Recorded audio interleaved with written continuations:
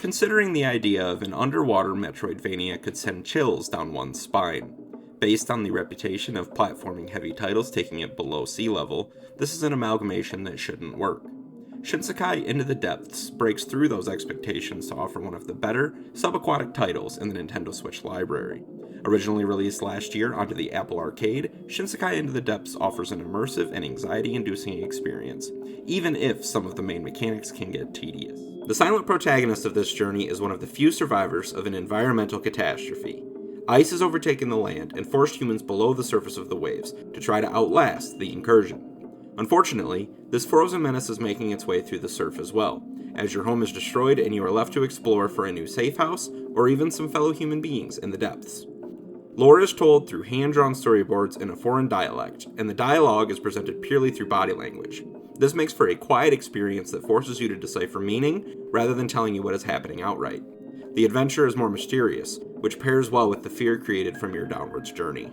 Tools and upgrades are the name of the game here, as progression is stalled via a pressure-based system that only allows mere baby steps into the abyss. Through resource collection, you can improve your suit enough to allow you to make it down to the next level of caverns, gathering weapons and items along the way to combat sea creatures and swing from the ceiling. Following that Metroidvania style, you must return to areas to find secrets or progress towards necessary metals and organics. Things stay fairly simple, which was appreciated, as traversal is a tough cookie to crack as it is. The platforming in Shinsekai Into the Depths is more interesting than most due to the submarine nature of this title. You are equipped with a jetpack of sorts that allows you to jettison through the water with ease as well as in powerful bursts, but these movements use up valuable oxygen. Luckily, replenishment of your tanks occurs fairly often, and I never found it to be a taxing system, but when you get close, you are left to slowly walk and climb your way around, which is understandably slow. The biggest issue I had with this system was the sensitivity to falls. Even drops that seem like they should be more than okay can end with a cracked oxygen tank, which can result in less air supply. Replacement tanks can be found scattered about, but it is still something that was bothersome at times.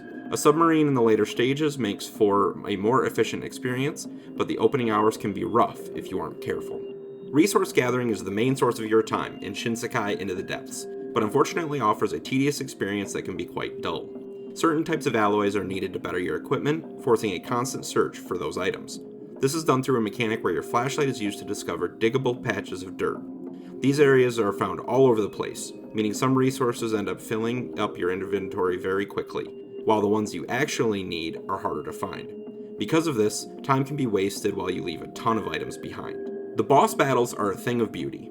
Finding sea worms and other creatures in small arenas can be tough and exciting, and this is definitely where all the work you have put in to get to the different areas comes to fruition. Even though some of the mechanics to this point are spotty at times, it all becomes worth it when you enter these fights or make a major discovery.